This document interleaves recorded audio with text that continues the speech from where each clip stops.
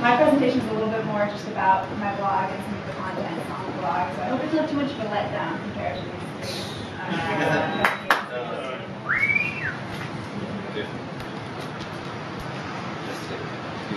kucha.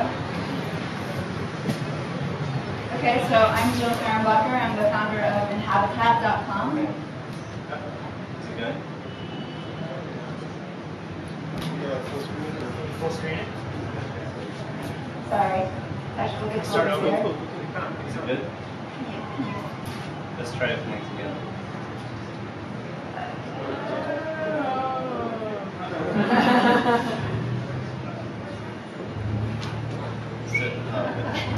Sorry.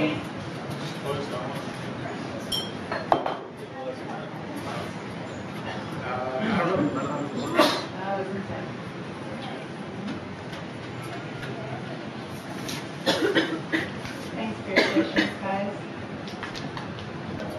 Isn't it that?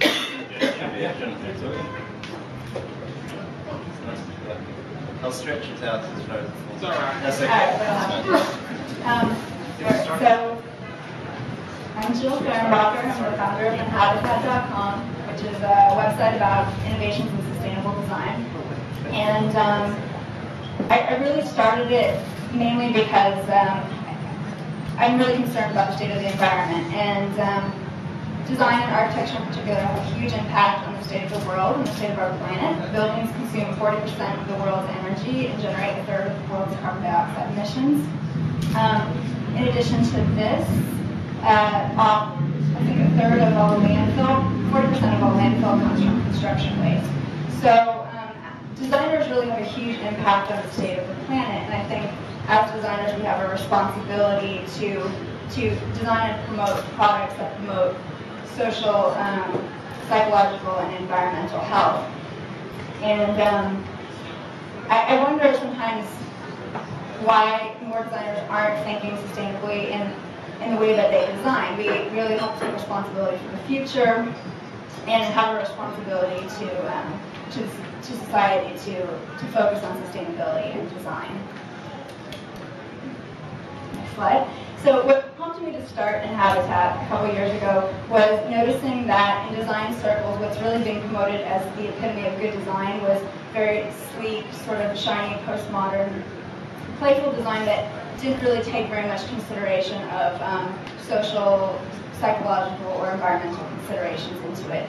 And by the same token, the sustainability movement seemed to be very kind of antithetical to design, almost taking an approach of being anti-design or anti-style, like as in that sort of purist mentality is the only way to really be a true environmentalist.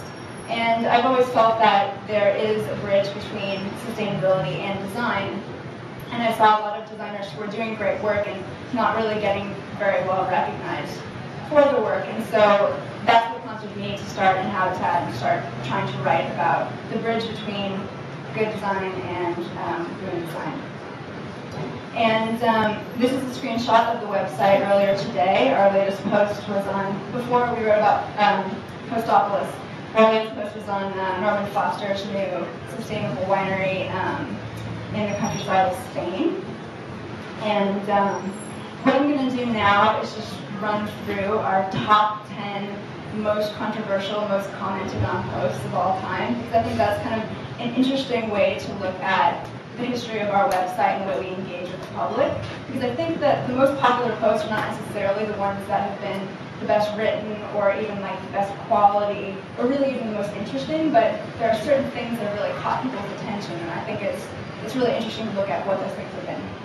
So kind of counting down from 10 to 1, number 10 is this solar powered tower that is it's been kind of going up recently outside of Seville in Spain, and it's this really kind of crazy looking building. We had a how-to DIY post on how to make a terrarium, which is a very simple thing, but somehow seems to resonate very well with DIY, hobby-minded, crafty people. And actually my friend Melissa Womack wrote it.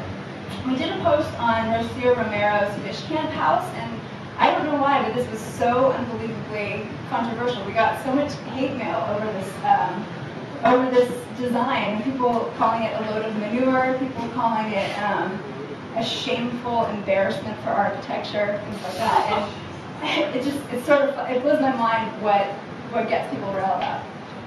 We recently wrote about the World Trade Center in this new design for World Trade Center in Bahrain, which is this very sort of symbolic design, which is like two sails tied together by three giant wind turbines. And some people really hate this design and called it corny, and I think other people thought it was great. Every time we write about green roofs, it stirs up a lot of conversation and debate. Our most popular green roof post recently was about these new modular green roof tiles produced by Toyota. Every time we write about wind power, wind turbines, it also seems to generate a lot of response. We wrote about these micro wind turbines, which allows homeowners to generate their own wind power, and I think it's a really good idea. I'm not sure how practical this is yet. Next slide. Okay.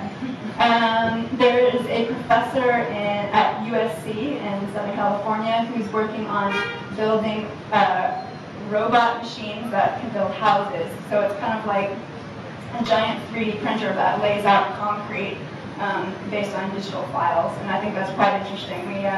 We showed some videos of that, and it stirred up a lot of discussion as well.